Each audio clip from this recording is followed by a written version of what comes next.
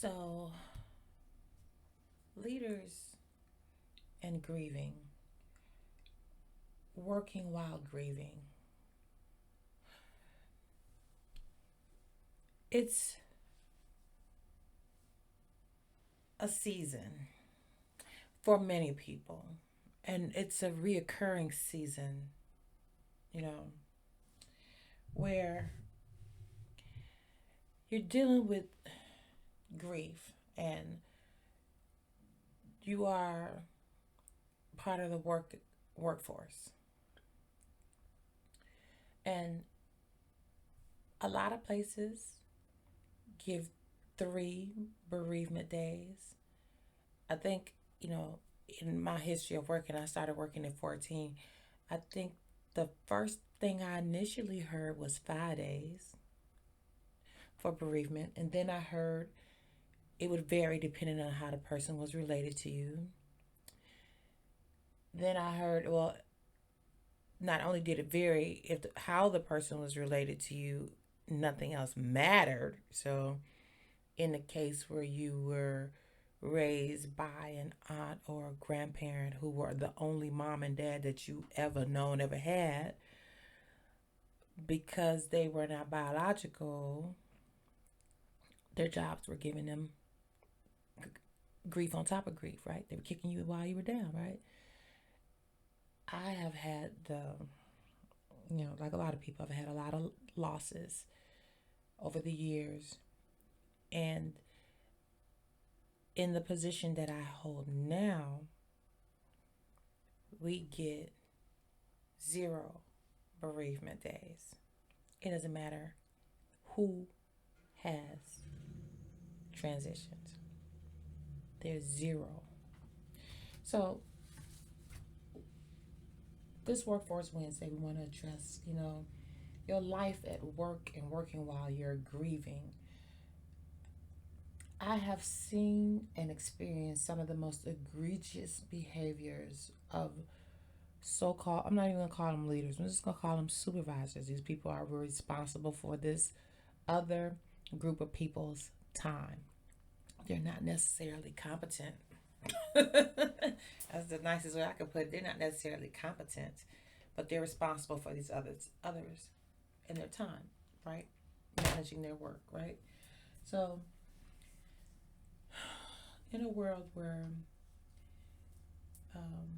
people ignore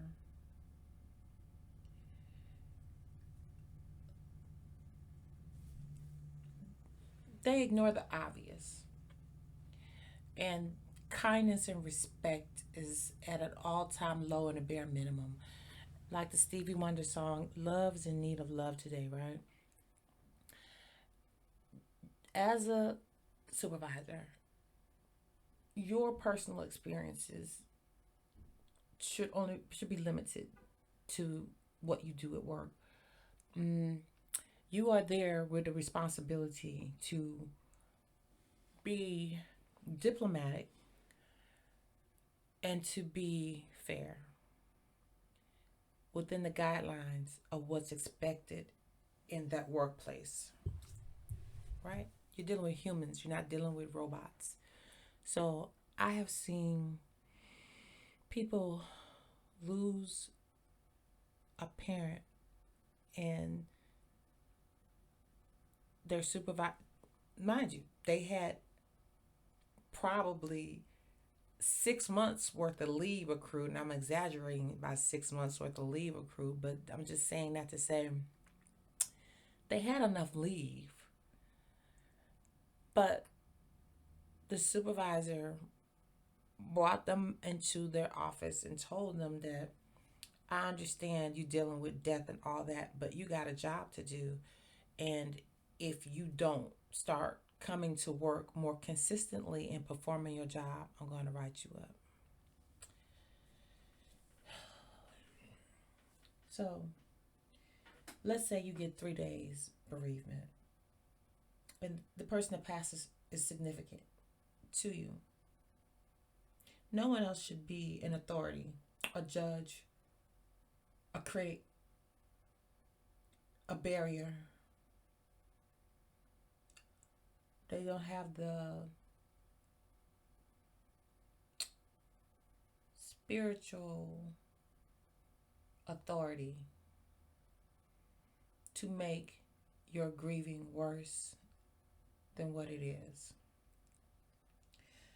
So, just say you get these 3 days and somebody significant passes. And 3 days is not enough. There's these ebbs and flows that happen. By the time you do what you need to, by the time the shock, the realization, by the time you make arrangements, what if there's travel involved? Whether it's travel for yourself or travel for other family members or travel, some people have, unfortunately or fortunately, just depends on how you look at it, have transitions while on vacation in another country, and the family had to do what they could do to make arrangements. So, people being upset at their managers because they were scolded for not giving enough notice when there was someone that transitioned and they needed to take leave. So hurtful. I've seen it many, many, many times. Um, Managers or supervisors, I'm just going to call them supervisors, not respecting the grieving process, um, and not acknowledging that people have different ways of grieving. Said supervisor could be like, they ass expired. That's what happens. You live, you die, you go on. That's how you handle it. That's how you feel. Someone could be middle of the road where they're just like, yeah, I prefer to work to kind of keep my mind off of it because I don't want to deal with it. Well, guess what? It's going to hit you. It's going to hit you sooner or later, whether you want to deal with it or not. You can only suppress it however you suppress it, whether it's work, whether it's drugs, whether it's alcohol, whether it's sex, whether it's shopping, whether it's any distraction. It's only so long before your humanness is going to take the emotions that it requires for you to process the transition of that significant person. And then you have the other end of the spectrum where someone is literally fighting for their lives to just be functional because they may have been the caretaker. They've had so many years together. They're just in an emotionally bankrupt way where this was a last straw, or again, it's just significant, and I'm going to allow my soul to go to the car wash and go through the process I need to go through in all the stages of grief. No one has the right to dictate, punish, hinder, or cause harm to someone who's already grieving. You shouldn't do these things regardless, but definitely don't do it to somebody that's grieving, right? So when it comes to being a manager and how much time off and how that could fluctuate and vary, you got people that have had miscarriages. You got people that have family that's been in hospice. You have people that are caretakers that become ill while taking care of the person that's in the process of transitioning, and then they still have to maintain work before, during, and after, right? So there shouldn't be a hard line on bereavement days. It shouldn't be a hard line. It needs to be more flexible and more fluid. People need to be understanding. And on top of that, you shouldn't have to bare your soul and have uncomfortable, descriptive conversations at work with your supervisor just to twist them in a vice to get them to understand that you need some time off. You should be able to put in for your time off.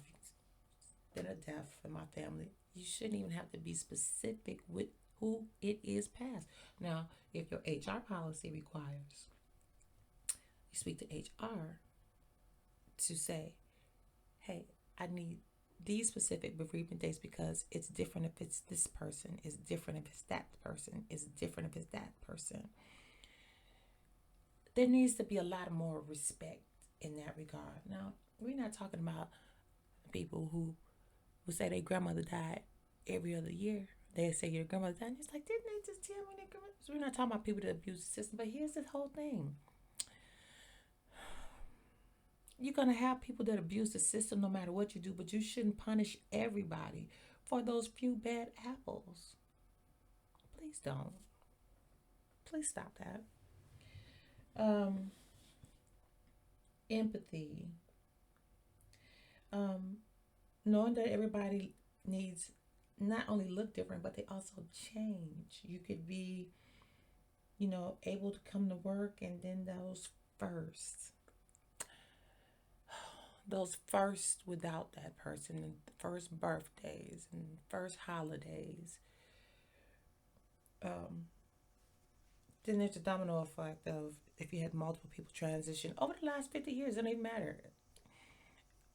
The wound of that time opening up when there's a fresh transition and the different triggers, and just having empathy and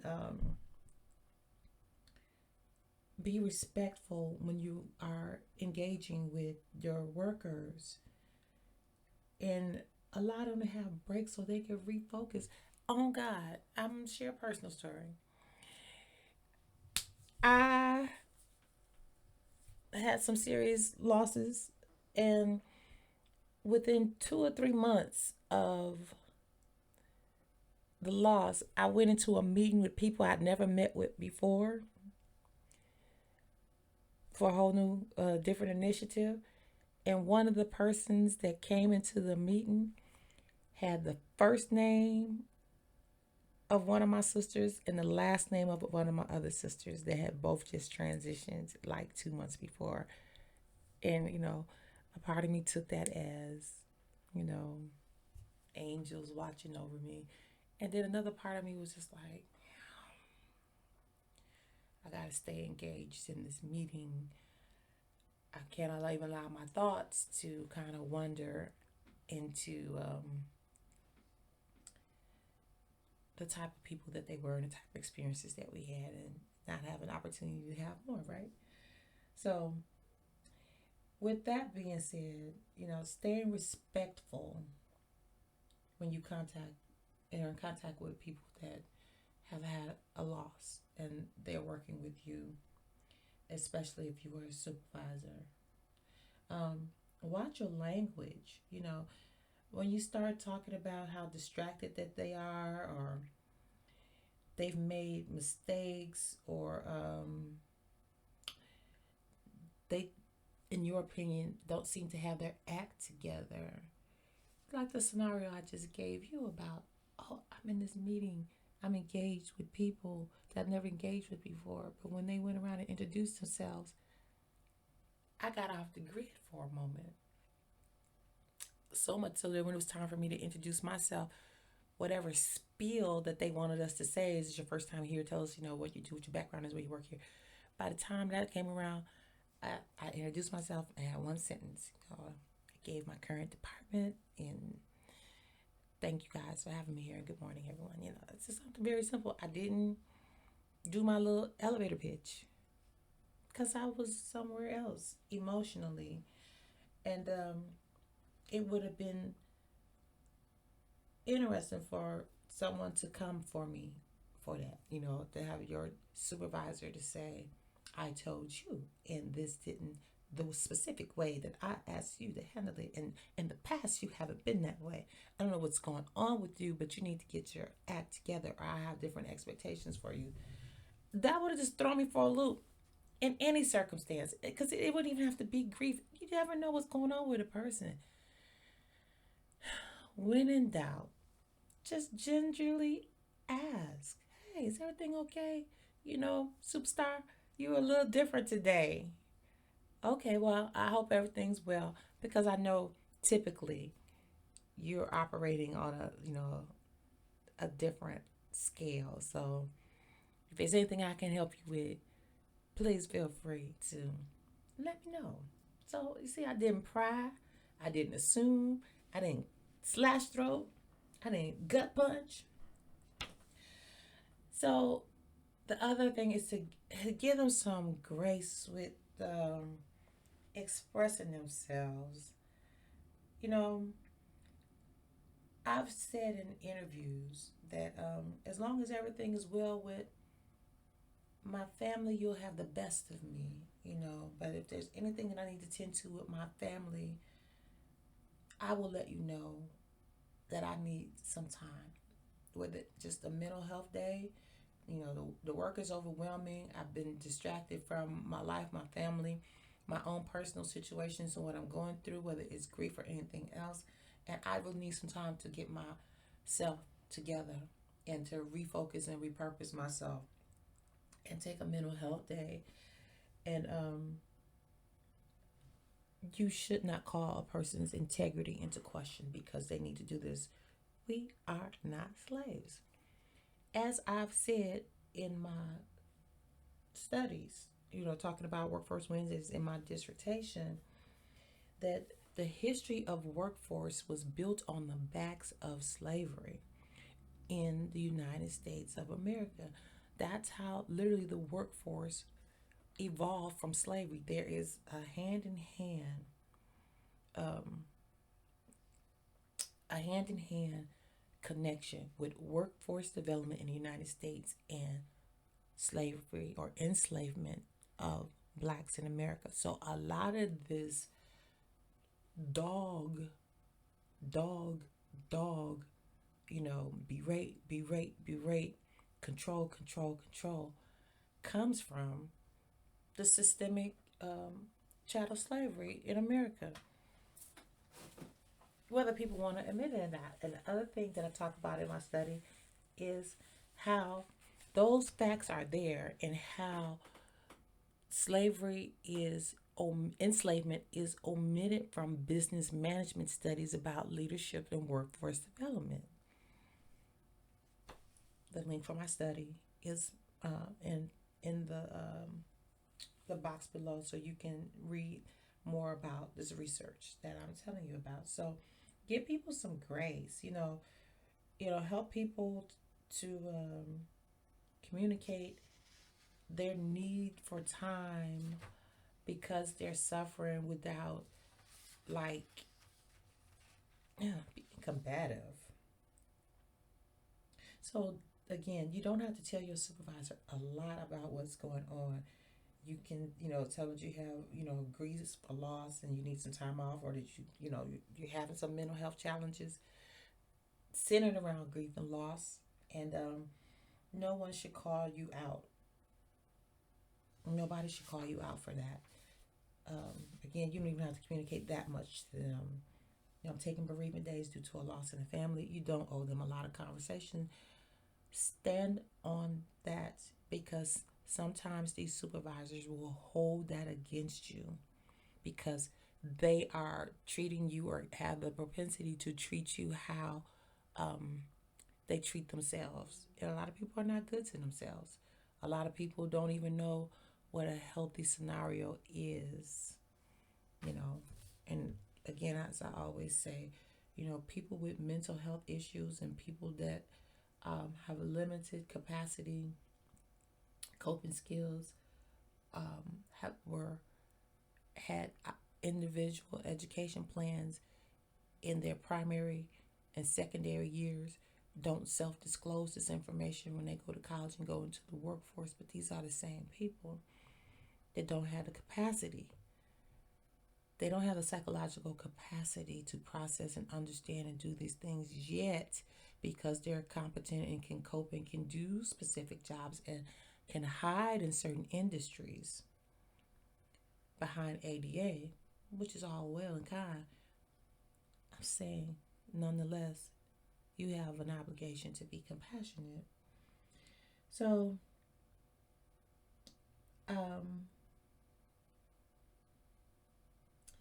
I wish you well on your journey, and I wish that anyone's watching this that actually has the ability to affect policy in your organization, um, please take it upon yourself as a person with that responsibility to impress in your supervisors as well as with the people that you supervise, to share some compassion and some empathy for people that are grieving.